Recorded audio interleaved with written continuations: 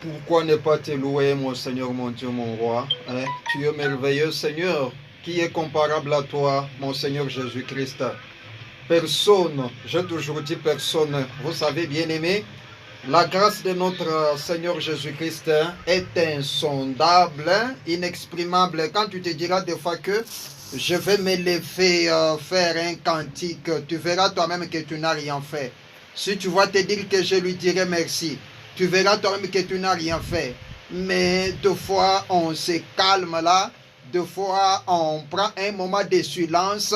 Des fois, on manque comment exprimer cette grâce. Et puis la grâce là, quand je suis en train de vous parler ainsi, elle vient aussi un enseignement pour nous les enfants de Dieu. Donc elle n'est pas autre chose que la parole de Dieu pour se retrouver dans le péché, se réjouir tout en étant gardé par le Seigneur Jésus-Christ. Non, la grâce de notre Seigneur Jésus-Christ est notamment sur nous quand nous sommes en train de pratiquer sa parole. C'est pourquoi quand il est là, quand il nous conduit, quand il nous guide, nous les enfants de Dieu, nous sommes heureux que partout que vous êtes en train de vous retrouver, si vous avez eu quand même l'occasion de pratiquer la parole de Dieu, dites totalement merci à Dieu.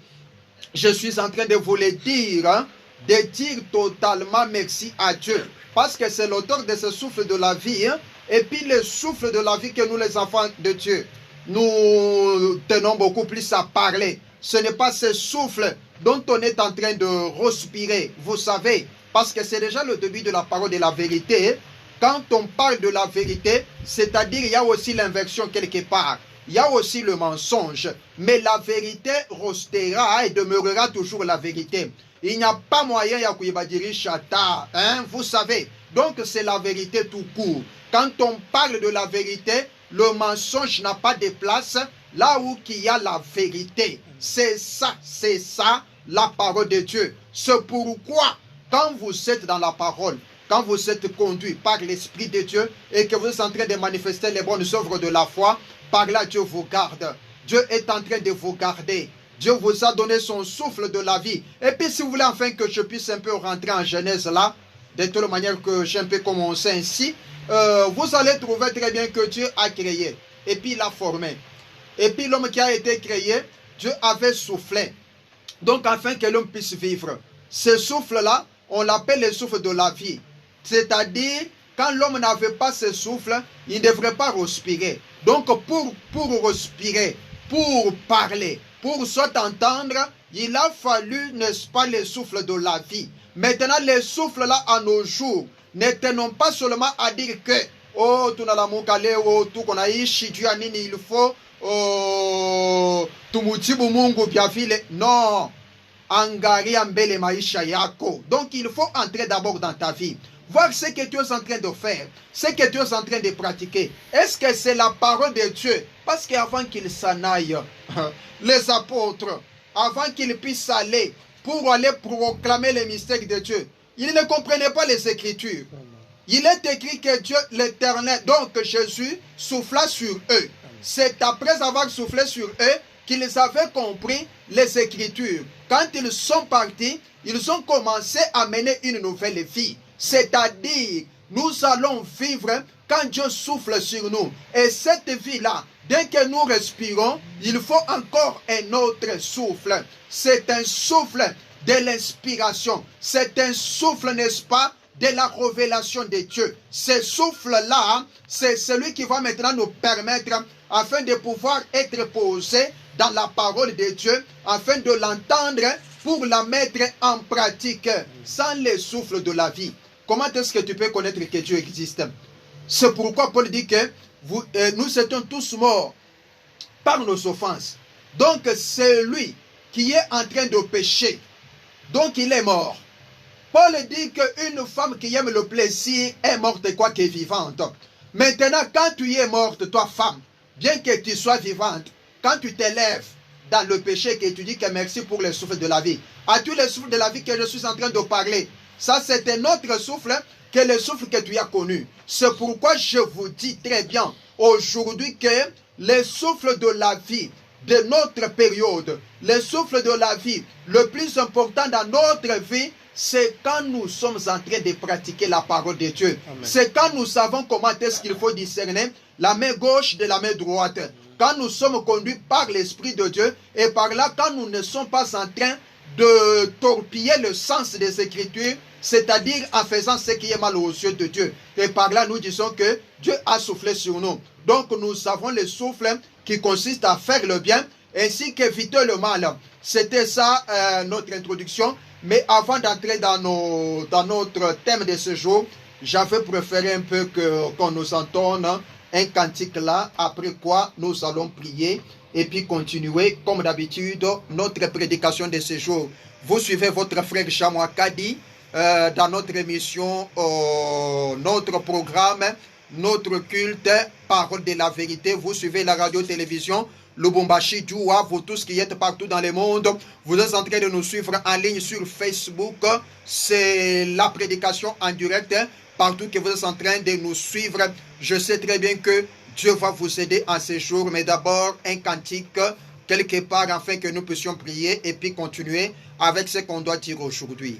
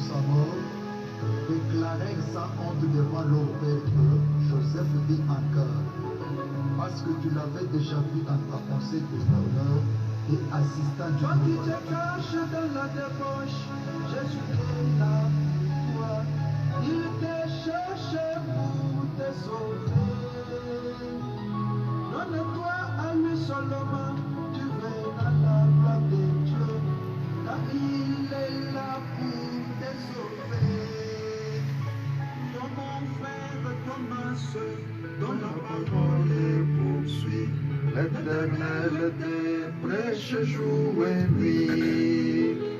Ne les fuis pas ta vie, donne-toi à lui seulement, car il est venu pour chercher le perdu.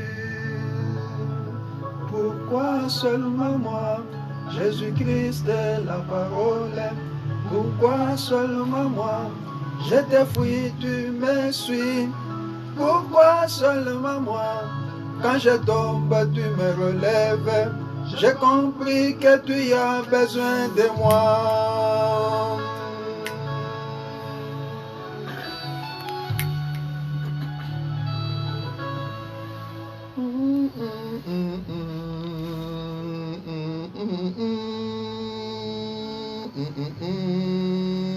Merci Seigneur Jésus, merci de ta gloire. Tu es notre maître, notre roi, Seigneur. Merci, merci. Est équipé d'une grande armée. C'est pourquoi tu nous entoures par ta force. Oh, et la parole qui te condamne, c'est la façon de Dieu pour te protéger. Toi mon frère, toi ma soeur, dont la parole poursuit. Oh Jésus.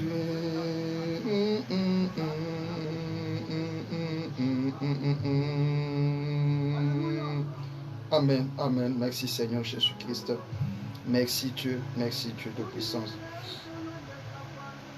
Toi tu es omniprésent, tu sais voir, tu discernes en cachette. Vers les nations, oh Dieu, tu m'as choisi pour porter ton nom.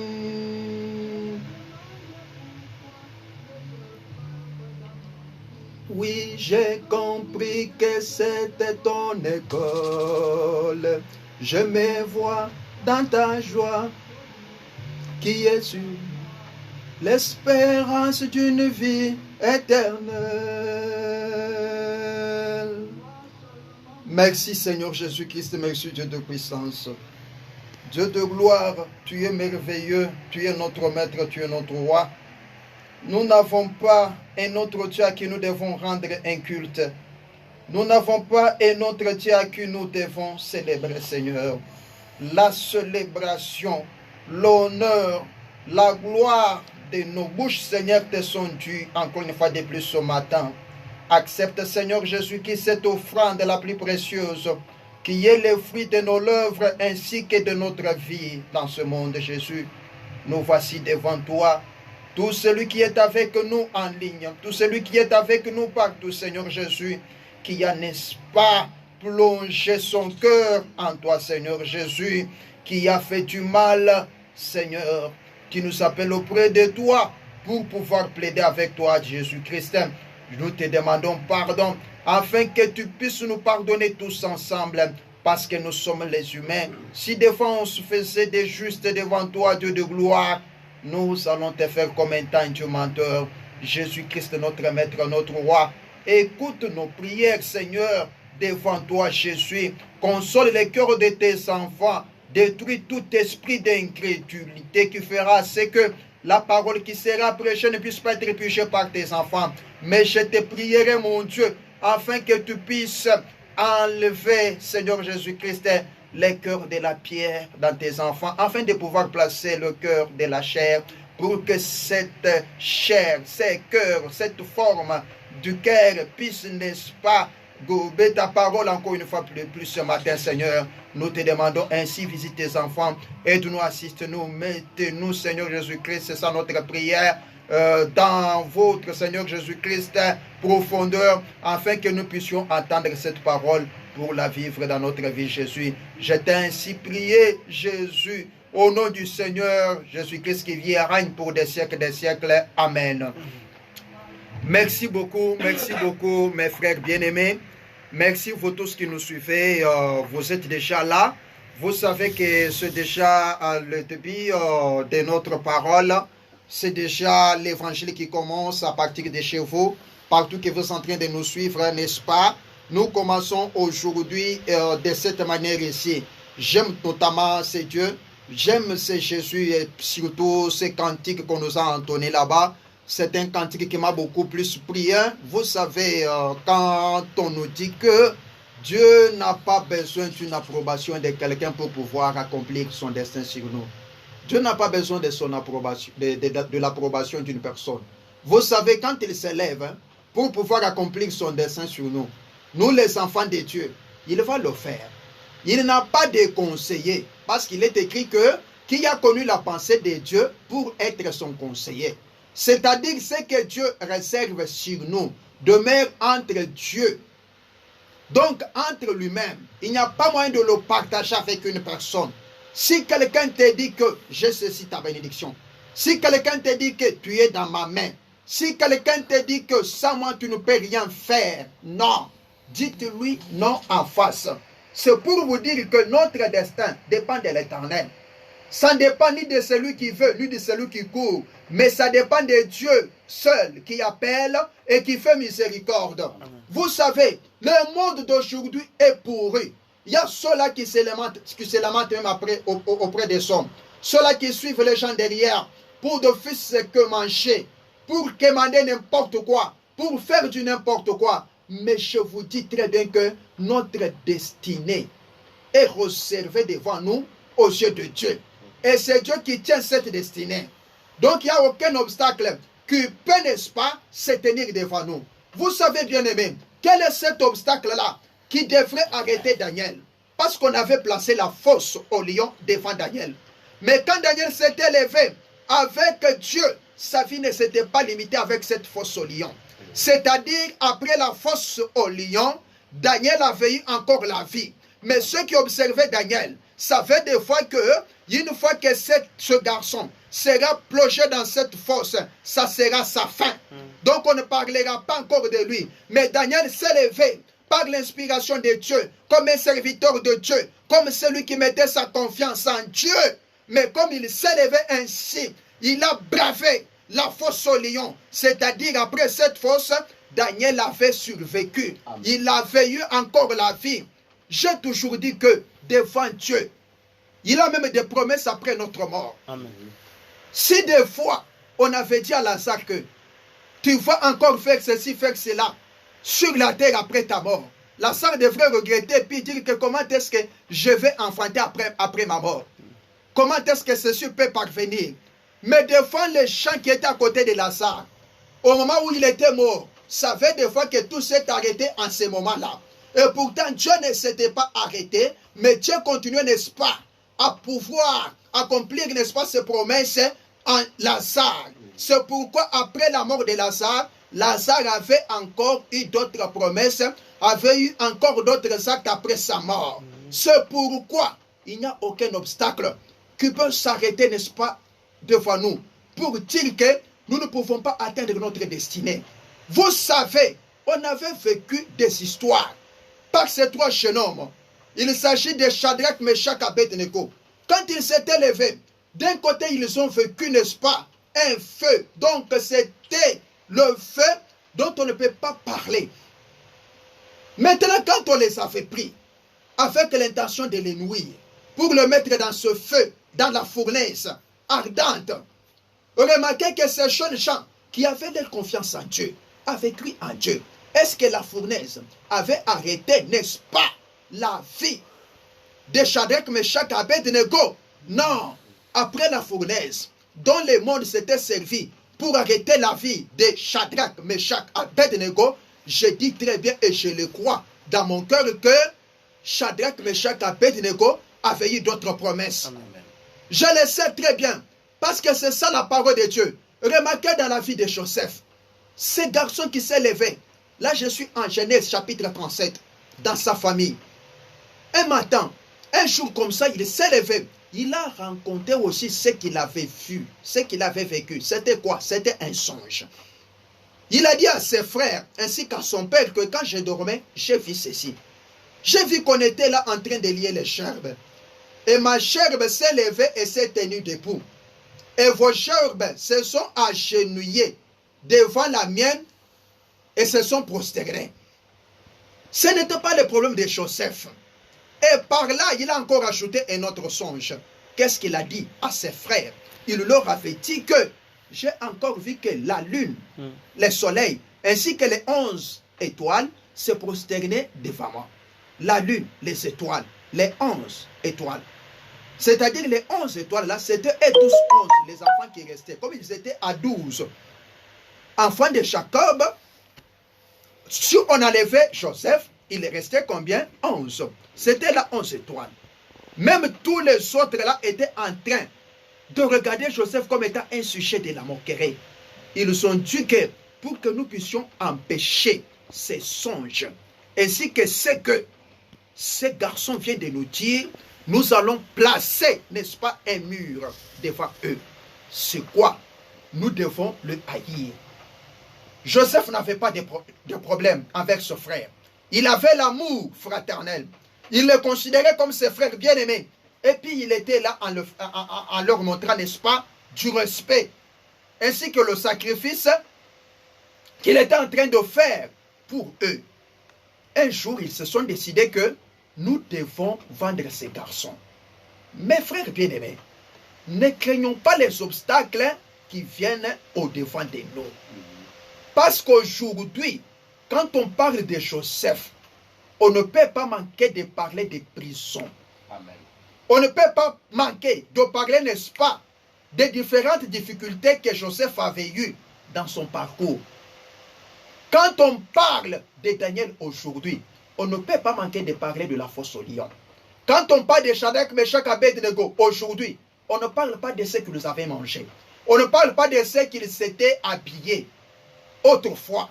On ne parle pas de n'importe quoi, mais on voit seulement que l'homme, les enfants de la fournaise, les garçons de la fournaise.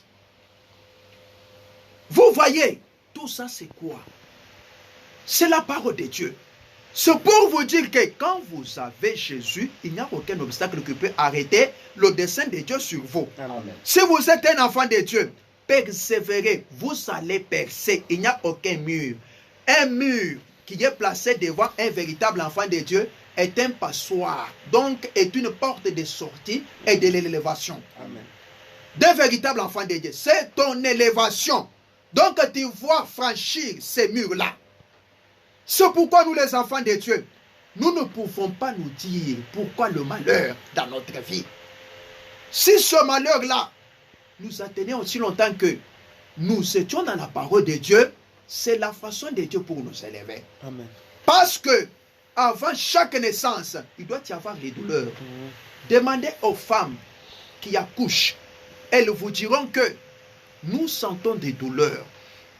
Jamais une femme n'a accouché dans la distraction. Elle risque de perdre sa vie. Même ceux-là qui vous disent que venez accoucher de n'importe quelle manière, ils vous trompent. Vous allez sentir des douleurs même avant d'aller dans ce clinique-là. Vous allez d'abord sentir les douleurs d'enfantement. Même si on va vous dire que vous allez accoucher dans l'eau, vous allez accoucher en présence d'un gynécologue, donc en présence de n'importe qui, en tant que femme, vous allez sentir d'abord des douleurs. Alors comment est-ce que vous pouvez enfanter votre destinée sans passer par les souffrances? Parce que l'enfantement doit être précédé par les douleurs. Et c'est ça la parole de Dieu. Vous voyez, quand Dieu vous observe et vous regarde et vous choisit pour pouvoir accomplir une mission, qu'il pleuve ou qu'il neige, s'il a déjà jeté son regard sur toi, tu ne peux pas l'échapper. Amen. Parce qu'il est Dieu. Il demeure toujours Dieu. C'est pourquoi nous les enfants de Dieu, on n'a pas à s'inquiéter. Aujourd'hui, les gens ne veulent pas de souffrance. S'il n'y avait pas de souffrance, comment est-ce qu'on devrait parler des Job? Comment est-ce qu'on devrait parler des autres qui avaient survécu dans des tribulations qui nous servent aujourd'hui de modèles? Et comment est-ce que les modèles, c'est seulement les autres et non toi? C'est pourquoi, quand nous sommes en train de souffrir, si cela est la volonté de Dieu, nous devons nous réjouir dans la parole. C'est pourquoi l'apôtre Paul dit que réjouissez-vous, réjouissez-vous. Quand il dit de se réjouir là, des fois je me suis demandé, cet apôtre avait, n'est-ce pas, quelle carrure? Cet homme avait quelle puissance? L'homme qui n'a pas relâché une seule seconde la parole de Dieu, mais qui était toujours attelé, qui était en train de pratiquer la parole, qui était en train de vivre la volonté de Dieu dans tout ce qu'il était en train de faire, qui n'est pas parvenu en un seul instant afin de pouvoir remuer les noms de Jésus. Il était flagellé. Il a eu des problèmes, exposé à la nudité, mais l'homme n'a pas lâché. Et dans toutes ces tribulations-là, il regarde les enfants de Dieu. Il leur dit que ce n'est pas des tribulations qu'il nous faut pour aller au ciel. Amen. Alors nous, aujourd'hui, nous voulons aller au ciel en riant. Nous voulons aller au ciel, n'est-ce pas, avec n'importe quelle complaisance. Donc, le but du ministère aujourd'hui, c'est pour mettre fin à la pauvreté. Je suis en train de regretter un ministre qui vient, qui dit que je suis venu pour mettre fin à la pauvreté. Je suis venu pour mettre fin aux maladies. Même Jésus n'avait pas mis fin à toutes les maladies. Même Jésus n'avait pas guéri tous les malades. Ça, c'est quel ministère? Ça, c'est quelle prédication? Nous, les enfants de Dieu, nous savons très bien que Jésus nous a laissés dans ce monde, mais nous ne sommes pas de ce monde. Heureux nous serons quand nous allons observer la parole de Dieu. Mais quand on se lève pour dire aux croyants que je suis venu là pour mettre fin à votre misère, et puis nous aussi, et puis surtout ceux-là qui me suivent, sont contents quand on leur dit, quand on leur parle des bonnes informations là. Vous savez, des fois, les gens ont du mal à supporter les mauvaises nouvelles. Même si ces nouvelles-là sont vraies. Mais ils ne les supportent pas. Comment voulez-vous? Vous avez mal géré. Vous vous êtes mal comporté. On vous dit à cette allure, comme par exemple, cette pandémie va se ravager. Les gens commencent à regretter là pour dire non, ils veulent nous tuer. Mais qu'on vous dise quoi? Vous n'observez pas ce qu'on vous a dit. Maintenant, quand on vous dit la vérité de ceux qui vous entendent, de ce que vous avez fait, vous commencez à dire non. Cela c'est qui? C'est un corrompu. C'est qui là? Donc nous ne voulons pas celui à la riposte, qu'on change de gens. Ils veulent nous tuer.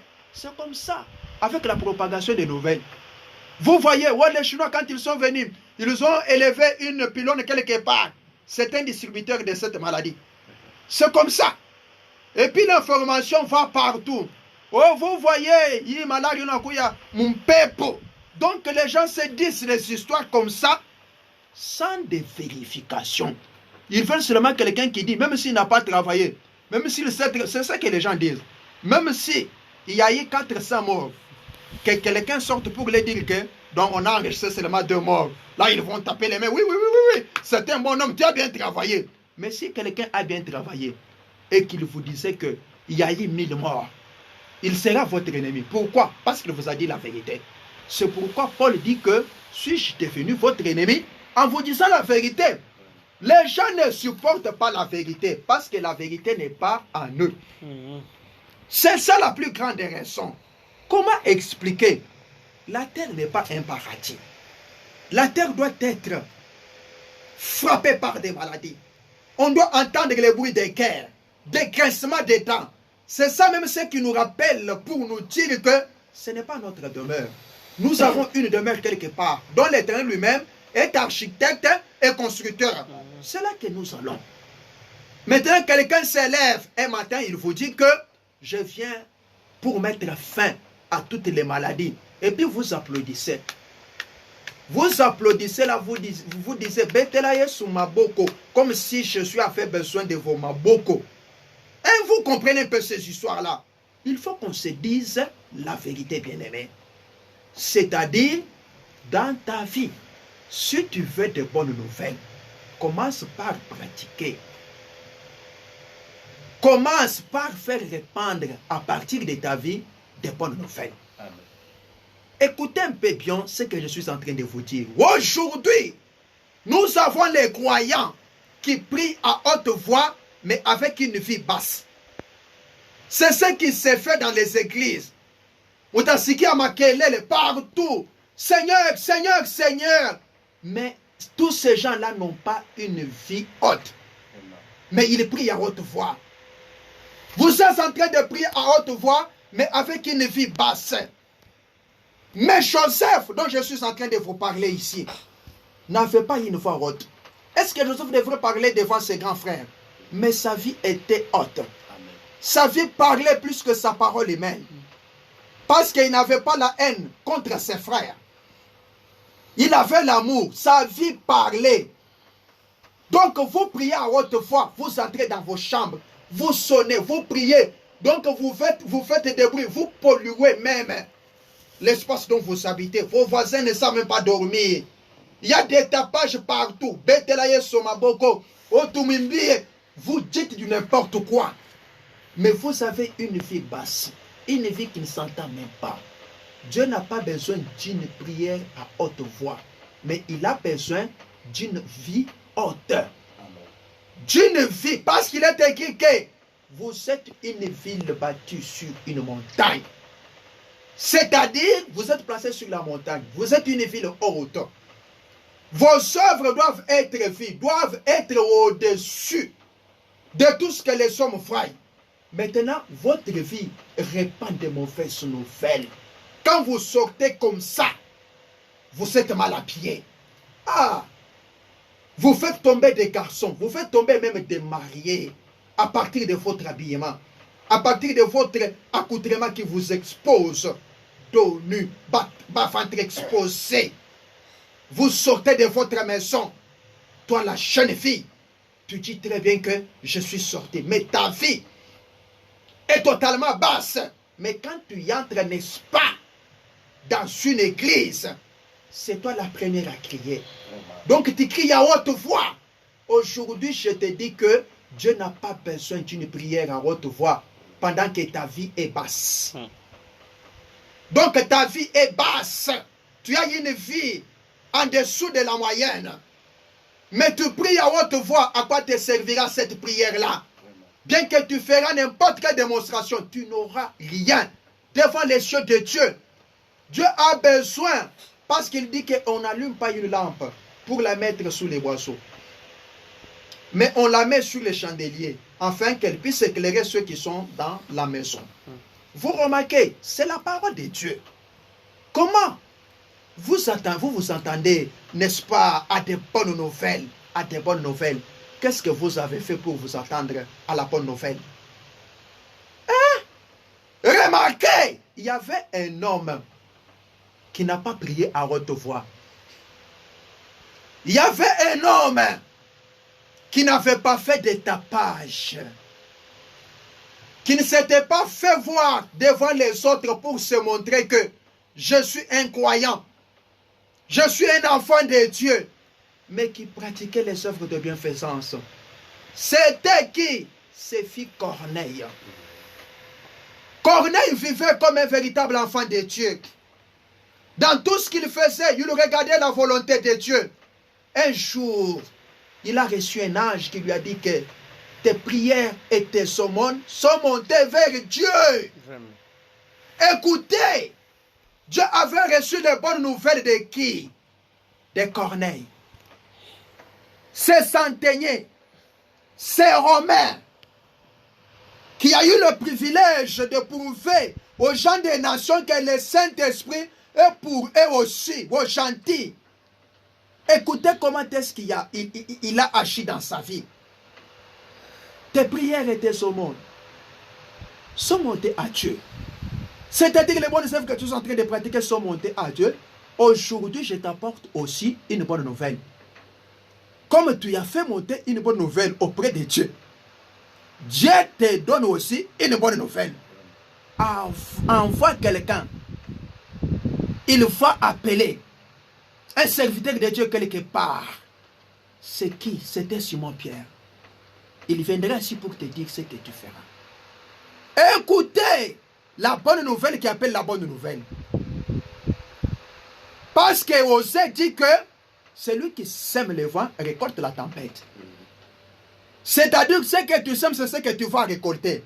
Comment par ta vie, tu ne sèmes pas la vérité? Tu ne sèmes pas une bonne vie. Tu es un désordonné.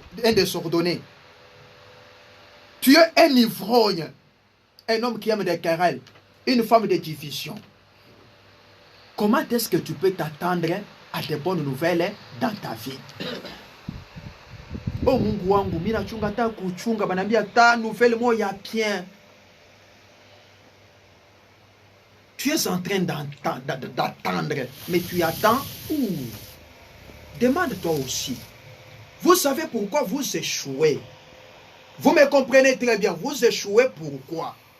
C'est parce que vous engagez des avocats plus faibles que ceux engagés par le diable. Vous allez perdre le procès. Vous allez perdre le procès. Comment expliquer? Toi, tu n'as même pas une taille présentable. Celui qui devrait te défendre aussi, c'est Jésus. Tu n'es même pas belle. Tu n'as même pas de mollets. Tu t'affrontes, tu te disputes ton mari avec une pute quelque part là, qui est belle, qui a des mollets, donc qui est bronzée, qui a un teint clair. Mais pour aller aussi te donner à Dieu, tu vas aussi dire que non, je me maquille aussi pour détourner aussi son intelligence. en utilisant les mêmes armures que l'autre, comment est-ce que tu peux parvenir à la victoire? Parce que Dieu est un juge. Il est aussi notre avocat. Voilà pourquoi nous sommes heureux. Il plaide pour nous et puis il tranche encore nos problèmes. C'est lui qui plaide et c'est lui qui tranche. Aujourd'hui, on a les défenseurs judiciaires, mais on a un juge qui a un dernier mot. Mais nous, notre défenseur est notre juge. Vraiment. Quand le diable nous accuse, lui nous défend. Vraiment. Entre-temps, il va encore trancher notre cause. Ma soeur bien-aimée, tu fais prier des gens hypocrites. Seulement quand les gens sont auprès de toi, tu fais semblant de pratiquer la parole. Mais quand tu es seul quelque part, tu restes dos nu. Tu mets des produits dans ta chevelure. Tu t'assois de n'importe quelle manière. On a les katas pour les camopépéments moqués. Donc, tu bois lioté. Mais le problème est que pourquoi tu engages Dieu? Tu as déjà perdu la bataille en avance. Et puis comment est-ce que tu peux aider ton mari afin de savoir que tu as une femme qui a la femme? Tu as des mauvaises réponses. Tu t'habilles comme sa femme qui l'héberge là. Tu parles comme sa femme qui l'héberge là. Comment est-ce qu'il peut venir sous ton toit et y faire même 3 jours? Tu as perdu ta bataille en avance. C'est pourquoi, avant d'attendre les bonnes nouvelles de la part de Dieu, nous devons faire aussi monter des bonnes nouvelles à Dieu. Vraiment. À partir de quoi? À partir de notre vie. Amen. À partir de notre vie. Vous remarquez, peuple de Dieu, c'est Corneille dont nous sommes en train de vous parler. Je sais très bien qu'il était un homme pieux aux yeux de Dieu. Sa vie était montée auprès de l'Éternel. Dieu avait vu ses bonnes œuvres. Et par là, comme Dieu avait entendu des nouvelles qui étaient bonnes à ses yeux au sujet de Corneille, il lui a envoyé aussi de bonnes nouvelles. Quand Simon-Pierre était entré dans la maison de Corneille, les Saintes Écritures disent que quand il a commencé seulement à parler, les gens qui étaient avec lui dans sa maison ont reçu le Saint-Esprit. C'est-à-dire, ont reçu ce qu'ils cherchaient. Comment tu veux que ton commerce puisse aller de l'avant pendant que tu as des fausses mesures? Pendant que tu prends un sac de 25 kilos de farine, tu enlèves une mesure. Tu laisses une mesure là-bas insuffisante pour faire réduire les prix et tromper la vigilance. Vous savez, quand il y avait hausse des prix de farine ici, il y a même ceux-là qui ont vendu à Tabanswaka. Vous voyez, tout ça, maintenant dans ta vie, ceux qui font ces histoires, ils n'avancent même pas. Ils n'avancent même pas. Même si tu gagnais le monde entier, que tu perdais ta vie, tu auras certainement quoi? Parce que ce que nous, les enfants de Dieu, nous cherchons, c'est quoi? C'est la vie éternelle. Maintenant, cette vie éternelle-là, c'est ça dont on a écrit. Pour dire qu'ils te connaissent, toi, le seul et l'unique vrai Dieu, et celui que tu as envoyé, le Seigneur Jésus-Christ. Jésus, dans sa chair, a dit que, comme mon Père m'a envoyé, je vous envoie aussi. Il a encore ajouté, celui qui reçoit celui que j'ai envoyé, il me reçoit. Aujourd'hui, je vous dis très bien que celui qui reçoit la parole que je suis en train de prêcher ici, il reçoit Jésus. Amen. Je ne vous trompe pas. Parce que je ne la prêche pas pour vous amener dans l'église que je suis pasteur. Mais je la prêche pour que la parole puisse servir de témoignage, que l'évangile a été annoncé. Amen. Ce n'est pas à moi d'apporter auprès de moi ceux-là qui doivent être sauvés. Parce qu'il est écrit dans Actes des Apôtres que personne ne s'approchait auprès des apôtres, mais sauf le Seigneur seul ajoutait ceux qui étaient sauvés à son église. C'est ça la parole. Si quelqu'un reçoit de tout son cœur cette parole, fais seulement cette expérience. Pourquoi tu n'as pas eu de bonnes nouvelles? Una lamuka hivi banakuletea paka manouvelle tanibaya sana. Banapomona molango ya magazin yako, Écoute les informations que tu as, toi. L'argent que tu avais donné à celui-ci, il ne te paye pas. Tes enfants ont encore échoué à l'école. On a engrossé ta fille. Tu vas commencer à te demander nini maisha yangu. Il faut nyata nini mungu wangu. Le problème c'est quoi? Pose-toi la question de savoir quelle nouvelle de ta part monte aux yeux de Dieu, aux oreilles de Dieu. Écoutez, bien-aimés, il y a fait aussi un certain Job quelque part. Les nouvelles de Job étaient parvenues à Dieu. Au point que le diable qui était en train de parcourir la terre s'est retrouvé en présence de Dieu. Il s'est présenté à Dieu, devant Dieu. Dieu lui a dit, qu'as-tu vu mon juste Job? Dieu ne nous connaît pas par nos fortunes. Dieu ne nous a jamais appelés. Même moi, Dieu ne m'a jamais appelé apôtre. Mais il m'appelle toujours mon fils, mon enfant. Vous comprenez? Quand Dieu vient auprès de vous, il n'a jamais appelé quelqu'un son excellence, président. Si vous avez cette expérience-là, venez me dire, je vous dirai que c'est une fausse expérience. Oh, Dieu m'a appelé grand commerçant, boss. Ça, c'est le monde qui vous appelle. Fulani, c'est le monde. On m'a appelé DG. Oh, tu es directeur quelque part. Tu obliges aux enfants de t'appeler chief. Ce sont des titres qui vont rester dans ce monde. Ce sont des titres qui vont un jour rester. Oh petit, on a dit Dieu. Donc tu es en train, moi je suis ton directeur, tu m'appelles, tu m'appelles tonton. Appelle-moi chief. Appelle-moi chief. Comme un ami là, quand il était là, il venait devant les gens. Et quand on essayait un peu de l'appeler par les enfants, monsieur tel, il n'aimait pas.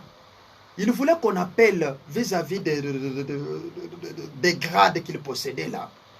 Et puis qu'est-ce qu'il disait? Maintenant, directeur, vous avez réservé pour vos pères? Appelez-moi directeur. Directeur là, vous avez réservé ça pour vos pères et vos mères? Il répondait comme ça. Quand Dieu, sur son trône, avait vu Job, il ne l'avait pas vu en qualité d'un riche. Mais Job était un homme extrêmement riche à son époque. Mais il avait dit au diable, que as-tu vu mon juste Job? Donc Dieu s'en fout de nos richesses. Pourquoi? Parce que Job avait des richesses.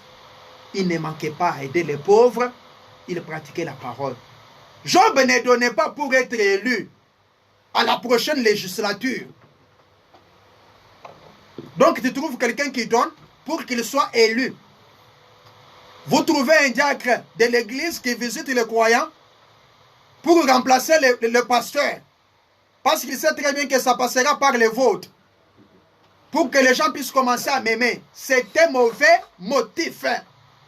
Ta vie fait répandre quelle nouvelle avant de t'attendre aux bonnes nouvelles de la part de Dieu. Tes prières et tes aumônes sont montées vers Dieu. C'est comme ça que Dieu parle.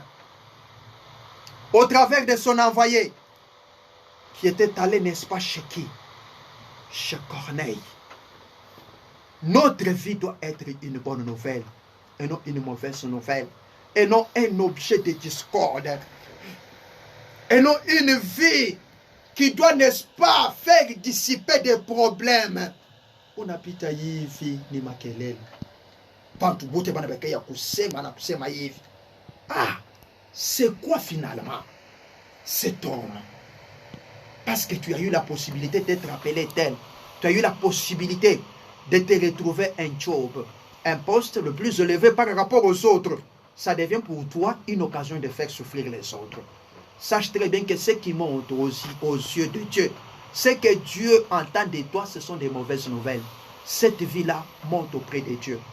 Parce que c'est une offrande.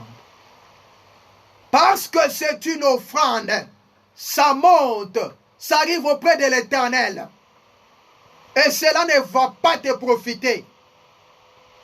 Ça va te détruire un jour à partir de ce que tu es en train de faire là.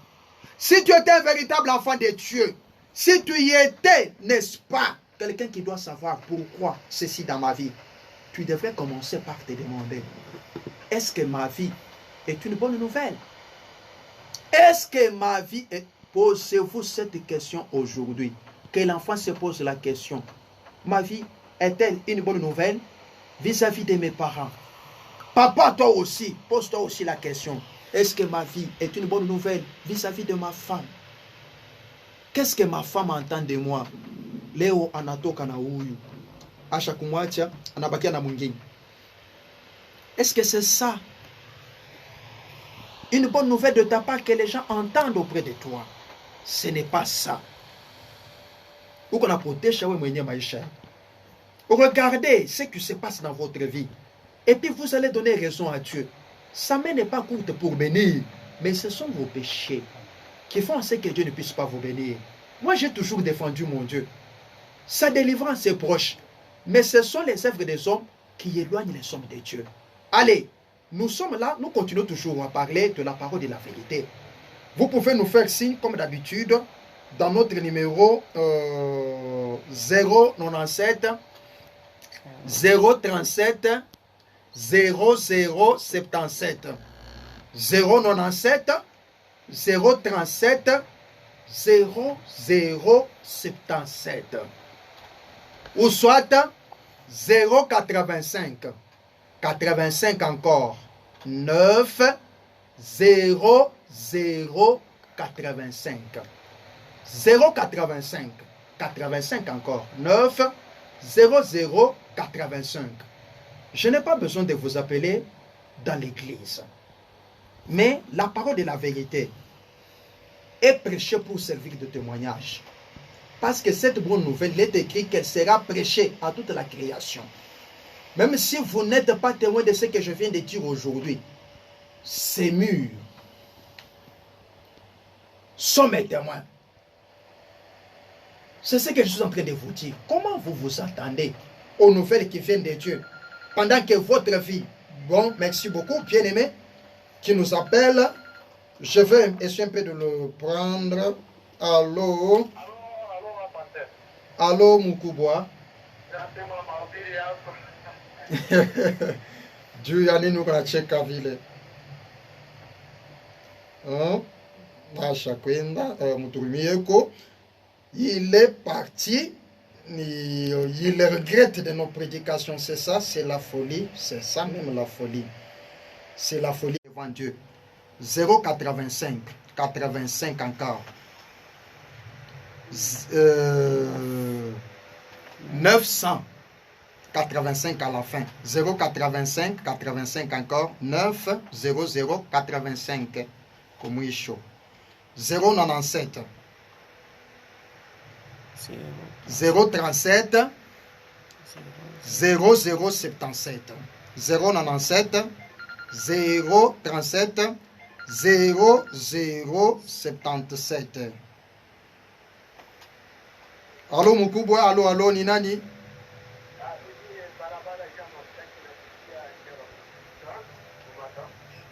Ah, mina ufuata bien, unasema nini?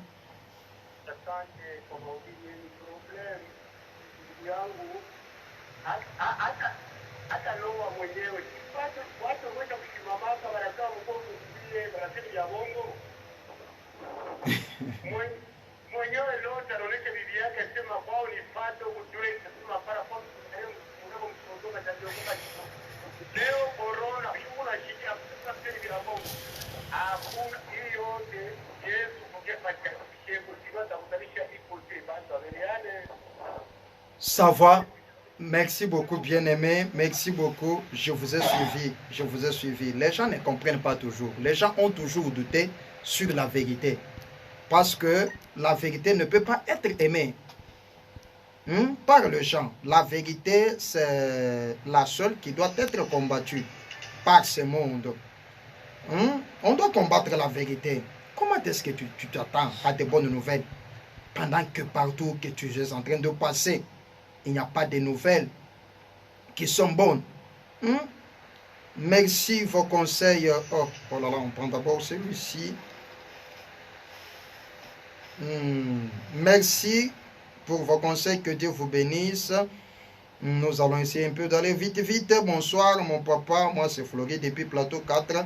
Je vous suis bien. Bonsoir papa.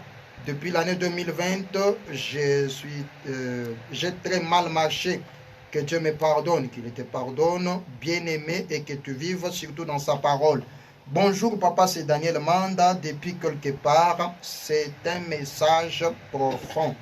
Merci beaucoup Daniel Manda.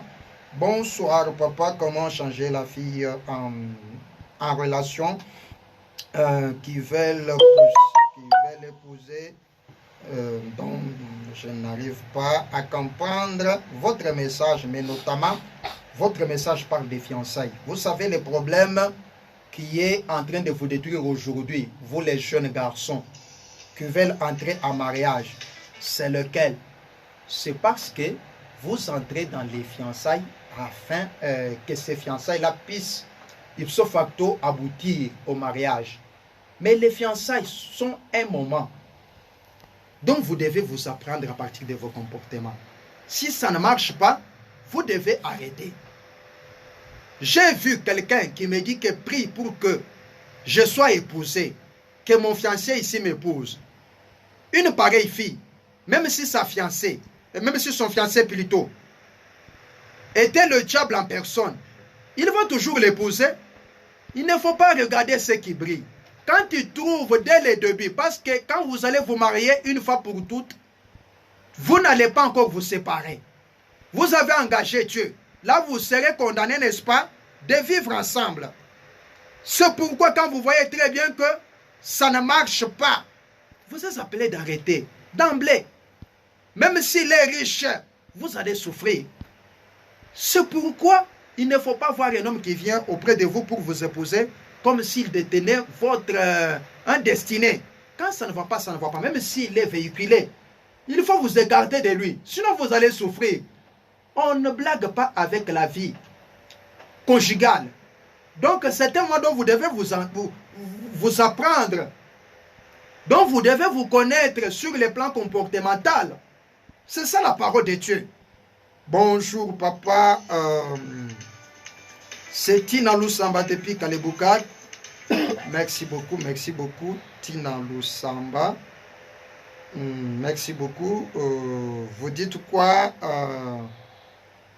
Merci beaucoup. Que Dieu vous aide, n'est-ce pas, dans votre souhait là. Que Dieu te protège.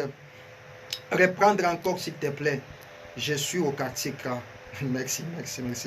Même si on reprenait combien de fois, si quelqu'un n'est pas appelé pour comprendre, il ne comprendra pas. C'est comme ça que nombreux sont dans leurs églises. Quand le pasteur dit ce qui leur semble bon, ils vont dire en Zoulou la palais, en Zoulou la bis. Vous savez, c'est quel esprit là? Jambo Musée.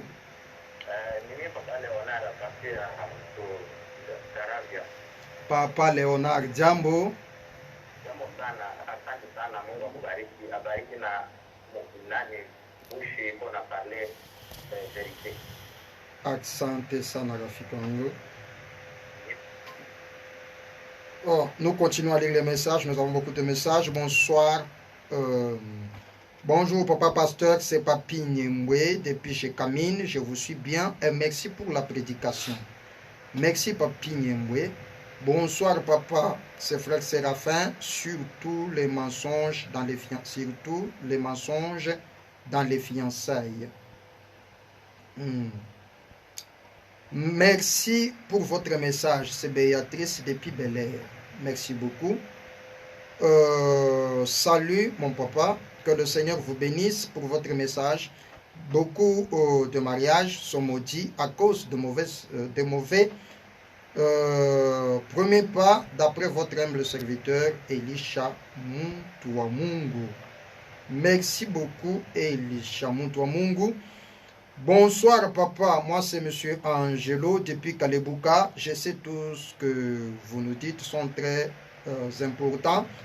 Je vous remercie, péché. Merci beaucoup bien aimé. Merci. Bonsoir, ma radio, c'est Régine depuis la Katouba. Je voulais savoir le sujet d'aujourd'hui. Merci beaucoup, ma soeur bien-aimée. Encore une fois de plus, vous savez, il y a encore un problème qui se fait. J'aimerais un peu parler un tout petit peu, même dans une minute, concernant la question que notre soeur Régine vient de me poser. Il y a des thèmes. C'est ce qui écarte encore des gens aujourd'hui dans l'église. Parce qu'aujourd'hui, si vous sentez très bien, Dieu nous a parlé sur ce thème. La bonne nouvelle apporte la bonne nouvelle. Ce qu'un homme sème, c'est ce qu'il va mentionner. Dieu nous a invités, n'est-ce pas, dans notre vie, afin de pouvoir pratiquer ce qui est bon à ses yeux. À partir de notre vie, à partir des nouvelles que les gens entendent de nous, des nouvelles qui sont agréables à Dieu, nous serons aussi consolés, nous serons visités aussi par Dieu. Qu'on ne vous trompe pas partout que vous êtes pour vous dire que même si vous vivez comment, on peut proclamer sur vous des bénédictions et cela sera ainsi fait. Non. Dieu ne peut pas prendre sa bénédiction et la placer sur un pécheur. Sur quelqu'un là qui ne sait pas comment est-ce qu'il faut supporter sa parole. La bénédiction de Dieu est placée sur sa parole. Parce que cela a commencé avec Israël. Ce sont là les bénédictions qui vous accompagneront quand vous allez pratiquer ma parole. Quand vous n'allez pas pratiquer ma parole, regardez les malédictions qui seront votre partage. Vous remarquez, Dieu est réel.